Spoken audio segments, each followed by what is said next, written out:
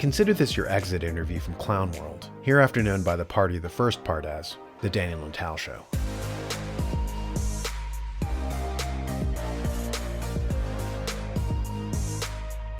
In 1896, French social scientist Gustave Le Bon wrote the very first book on mass psychology called The Crowd. One of the interesting digressions in it is the effect of mass college on the population. He observed the fact that with more and more people being taken out of the trades and removed from productive labor, you had newly superfluous people. People with college degrees who felt too good to work with their hands, yet there weren't enough white-collar jobs to go around.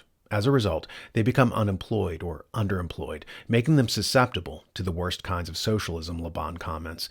In the 1930s, Austrian economist Joseph Schumpeter made the same observation. Schumpeter writes, "The man who has gone through a college or university easily becomes psychically unemployable in manual occupations without necessarily acquiring employability in, say, professional work." Schumpeter said that these unproductive people usually gravitate toward jobs with no benchmarks, vague jobs, careers where you can scam and put your double talk to good use, so a lot of them become spokesmen for labor unions or racial equality movements.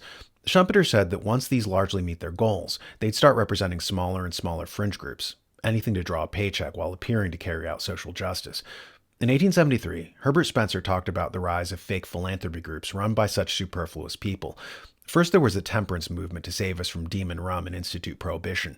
Then there were hygiene campaigns and anti-smoking leagues, and newly enacted social workers to micromanage people's families, etc. Basically, they were using the state to carve out new jobs for themselves as bureaucrats. One of these fake philanthropy campaigns was an anti-syphilis campaign, just as rates of syphilis were falling, and science was proving that the few people who did have it had milder symptoms than were once believed in the past. But to drum up support for this new movement, the new anti-syphilis crusaders spread unwarranted fear and panic to ensure themselves jobs and money from the public treasury. It just reminded me of what's unfolding now with another so-called disease. Let's hear what he has to say. It's a little lengthy, but it's well worth the listen.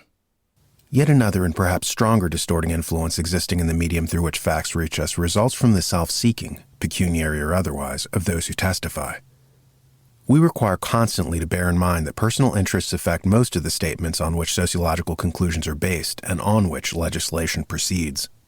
Clearly, then, where personal interests come into play, these must be, even in men intending to be truthful, a great readiness to see facts which it is convenient to see, and such reluctance to see opposite facts as will prevent much activity in seeking for them. Hence a large discount has mostly to be made from the evidence furnished by institutions and societies in justification of the policies they pursue or advocate. And since much of the evidence respecting both past and present social phenomena comes to us through agencies calculated thus to pervert it, there is here a further impediment to clear vision of facts. That the reader may fully appreciate the difficulties which these distorting influences, when combined, put in the way of getting good materials for generalization, let him contemplate a case. All who are acquainted with such matters know that up to some 10 years since, it was habitually asserted by lecturers when addressing students and by writers in medical journals that in our day, syphilis is a far less serious evil than it was in days gone by. Until quite recently, this was a commonplace statement called in question by no one in the profession.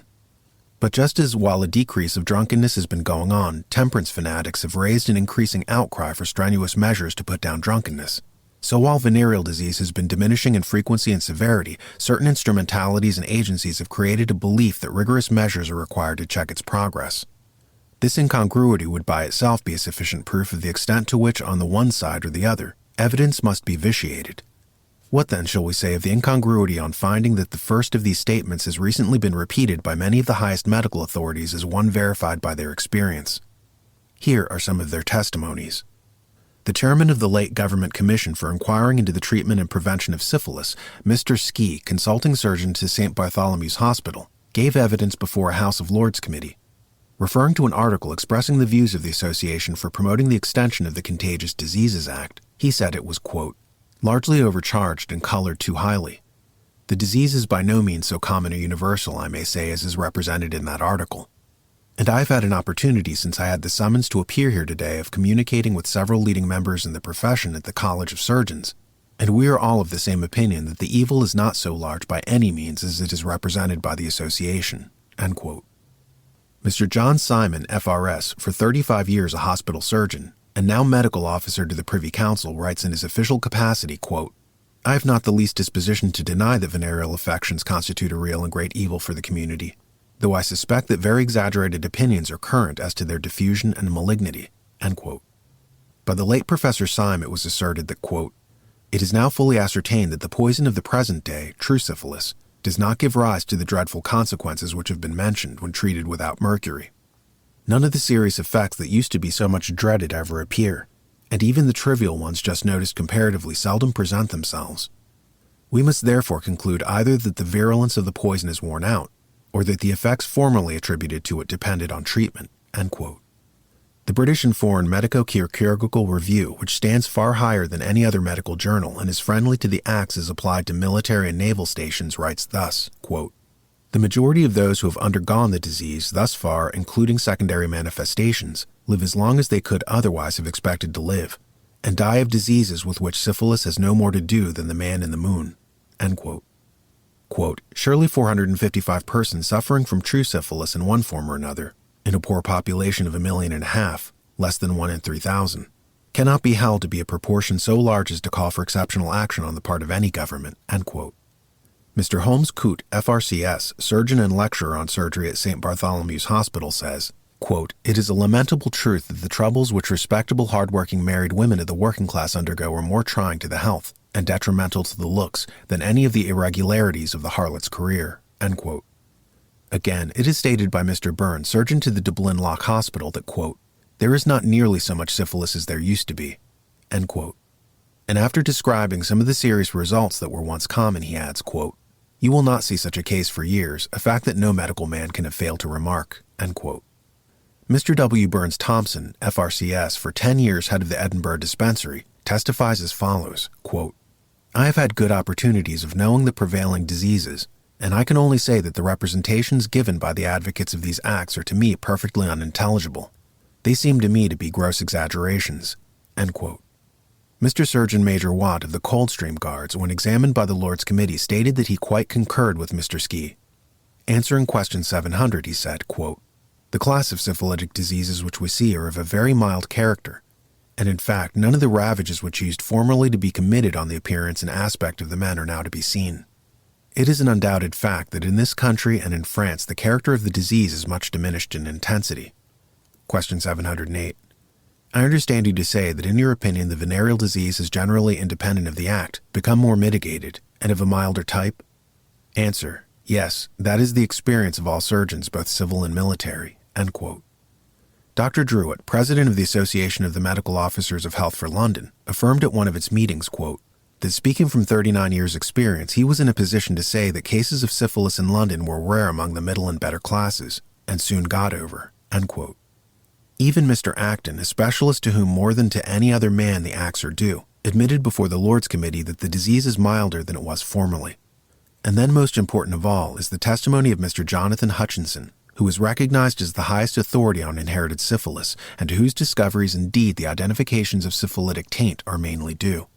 Though thus under a natural bias rather to overestimate than underestimate the amount of inherited syphilis, Mr. Hutchinson, while editor of the British Medical Journal, wrote, quote, although there is an impression to the contrary, yet recent discoveries and more accurate investigations, so far from extending the domain of syphilis as a cause of chronic disease, have decidedly tended to limit it. Although we have admitted as positively syphilitic certain maladies of a definite kind not formally recognized, we have excluded a far larger number which were once under suspicion. We can identify now the subject of severe hereditary taint by his teeth and physiognomy. But those who believe most firmly in the value of these signs believe also that they are not displayed by 1 in 5,000 of our population. End quote.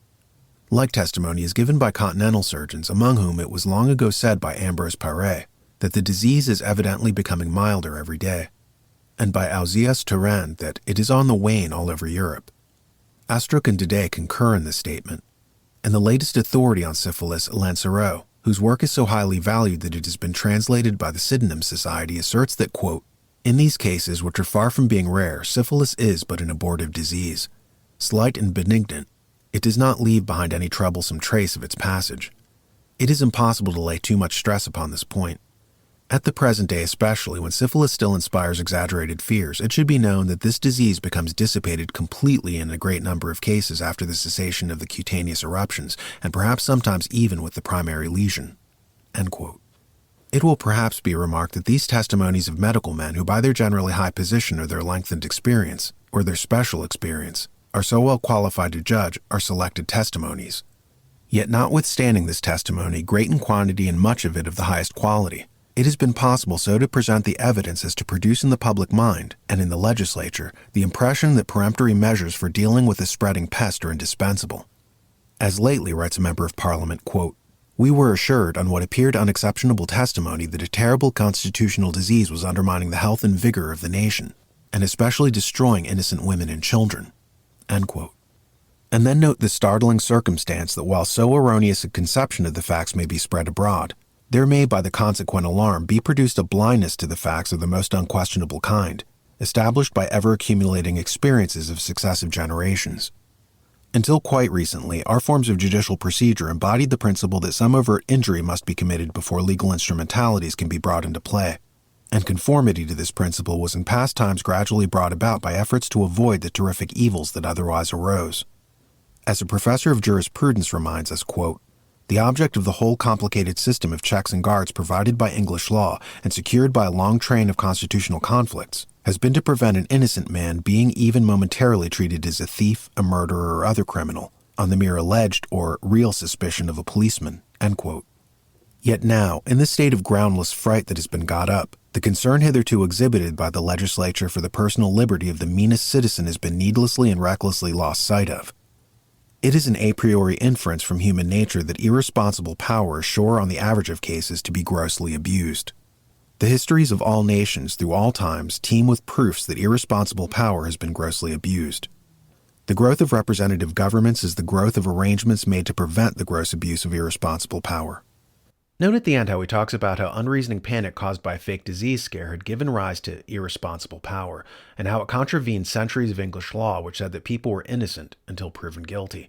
In the 1870s, they were finding and arresting people in houses of ill repute, not because they were proven to have had syphilis, but because they might get it.